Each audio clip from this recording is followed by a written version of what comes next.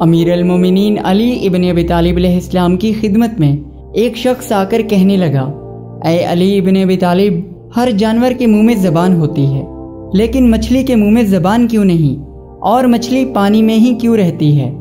بس یہ کہنا تھا کہ امیر المومنین علی ابن ابی طالب علیہ السلام نے فرمایا، اے شخص، یاد رکھنا، اللہ تعالیٰ نے مچھلی کے منہ میں زبان بھی دی تھی، اس کو یہ طاقت بھی تھی کہ وہ خشکی پر چل سکے، لیکن افسوس اس نے خود پر ہی ظلم کیا۔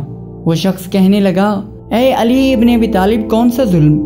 امیر المومنین حضرت امام علی علیہ السلام نے فرمایا، جب اللہ تعالیٰ نے حضرت آدم علیہ السلام میں روح کو ڈالا اور یہ حکم دیا کہ ہر فرشتہ اس کو سجدہ کرے، شیطان نے انکار کیا اور اللہ تعالیٰ کی نافرمانی کر کے یہ کہنے لگا، میں آگ سے بنا ہوں اور یہ انسان مٹی کا بنا ہے، تو یوں شیطان کو اللہ تعالیٰ نے اپنے دربار سے نکال دیا۔ وہ بدصورت بن کر جیسے ہی زمین پر گرا، انسان سے حسد اور نفرت کے ساتھ چیخنے لگا اور ہر کسی کو بتانے لگا کہ انسان اس زمین پر ظلم کرے گا۔ اس وقت مچھلیاں زمین پر بھی چلا کرتی تھیں اور پانی میں بھی رہا کرتی تھیں، اس کے منہ میں زبان بھی ہوا کرتی تھی۔ شیطان نے سب سے پہلے مچھلیوں کو بھڑکایا اور مچھلیوں سے یہ کہا کہ انسان جب زمین پر آئے گا تو انسان اپنا پیٹ بھرنے کے لیے تمہیں زندہ خنجر سے کاٹے گا۔